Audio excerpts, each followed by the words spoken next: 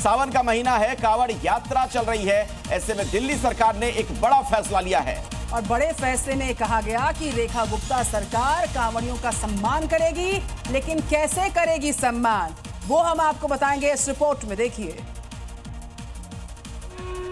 दिल्ली सरकार ऐलान किया है कि करीब 5 लाख कांवड़ियों को गंगा जल से भरी डोलची और जूट के थैले दिए जाएंगे, ताकि प्लास्टिक के उपयोग को रोका जा सके और पर्यावरण संरक्षण को बढ़ावा मिल सके। दिल्ली के हर बॉर्डर पर स्वागत द्वार बनाए गए हैं, जहां कांवड़ियों का भव्य स्वागत किया जा रहा है।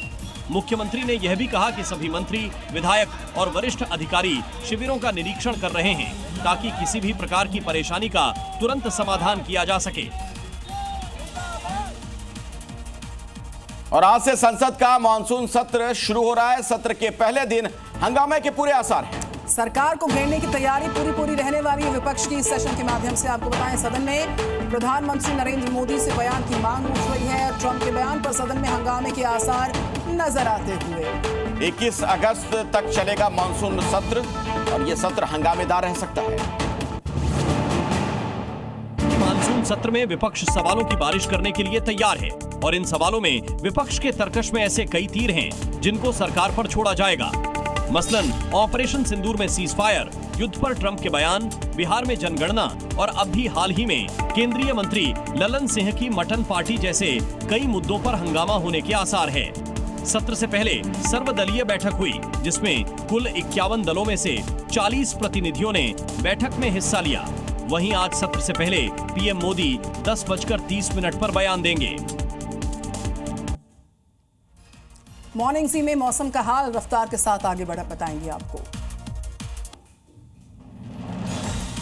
संगम नगरी प्रयागराज में गंगा और यमुना नदियों के लगातार बढ़ते जलस्तर ने बाढ़ जैसे हालात पैदा कर दिए हैं। दारागंज और बघाड़ा इलाके के हालात बहुत खराब हैं। यहां पर अधिकतर मकानों की पहली मंजिल बाढ़ से डूब चुकी है। यमुना के बलुआ घाट पर भी इस बार पानी ऊपर चढ़ गया है, जिससे वहां रहने वाले लोगों का जनजीवन प्रभावित है। बूंदी में मानसून के दौरान बरधा बांध पर टूरिस्ट की भारी भीड़ उमड़ पड़ी है। छुट्टी का लुत्फ उठाने के लिए यहाँ पर भारी संख्या में लोग आ रहे हैं। तस्वीरें आप देख पा रहे हैं बूंदी राजस्थान की, लेकिन लापरवाही का आलम ये रहा कि टूरिस्ट डाउन स्ट्रीम में उतरकर नहाते नजर आए।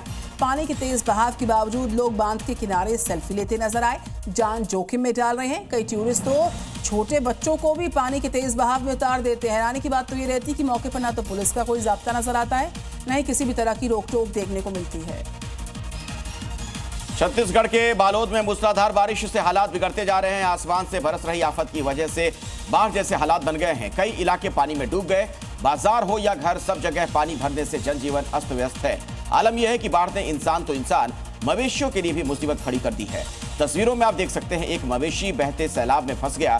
पानी की रफ्तार के साथ बहते चला जा रहा है। कई बार वो मवेशी निकलने की कोशिश करता है, लेकिन निकल नहीं पाता। छत्तीसगढ़ में कुदरत का कहर बरपा। आसमान से बरस रही आफत से लोगों की परेशानियों में इजाफा। जशपुर में लगातार बरसात से नदी नाले उफान पर आ गए। तस्वीरों में आप देख पाएंगे, मछली पकड़ने गए 2 युवक पानी के तेज बहाव में फंस गए। दरअसल मछली पकड़ने के दौरान अचानक नदी का जलस्तर बढ़ गया। पानी का बहाव इतना तेज था कि युवक निकल नहीं पाया, जिन्हें ग्रामीणों ने रस्सी की मदद से सुरक्षित बाहर किया।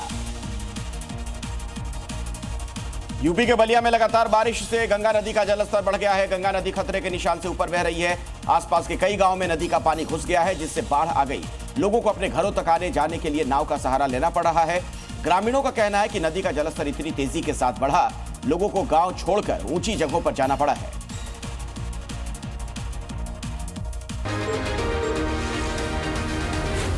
Zee News.